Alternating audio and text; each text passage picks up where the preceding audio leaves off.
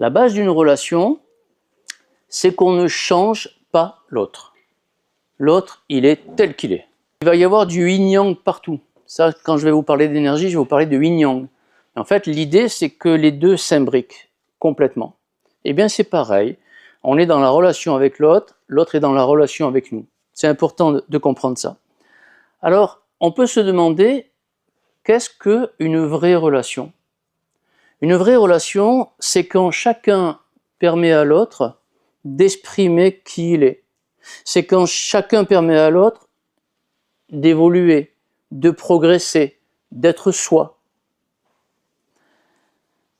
Sans notion d'attachement. Parce que s'il y a de l'attachement, il y a du besoin et il y a de la peur de perdre. Donc l'idée, c'est qu'on ne devrait pas être dans l'attachement par rapport à l'autre. L'autre ne nous appartient pas. En fait, personne n'appartient à personne. Tout nous est prêté. Et le but, c'est d'en profiter parce que la vie passe vite. Donc tout nous est prêté. Trop de relations suffoquent sous le poids des attentes. Et ça, c'est pas bon. Au lieu de s'épanouir dans un respect mutuel, qui passe par le fait que chacun est libre dans ses choix. Donc ça, c'est la relation.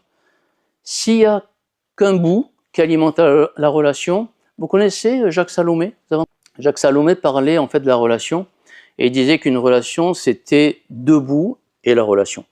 Et que chacun devait alimenter la relation. S'il n'y a qu'une personne qui alimente la relation, tôt ou tard, la relation s'éteint.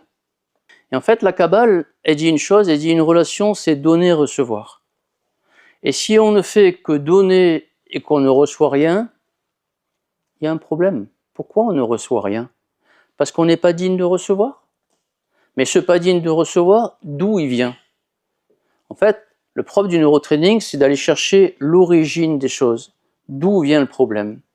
Et si on n'est pas digne de recevoir, ça va révéler chez nous une dévalorisation, un manque d'estime de soi, qui vient souvent de l'enfance. On va remonter beaucoup dans l'enfance, dans le neurotraining.